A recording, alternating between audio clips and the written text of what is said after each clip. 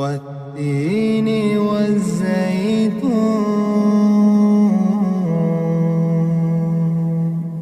وطور سينين وهذا البلد الأمين.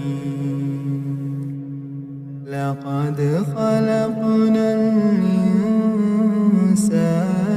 في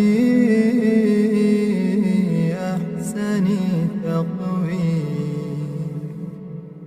ثم رددناه أسفل سافلين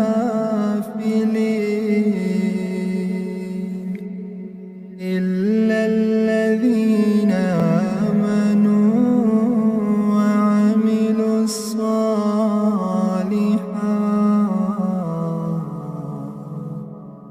ولهم أجر غير ممنون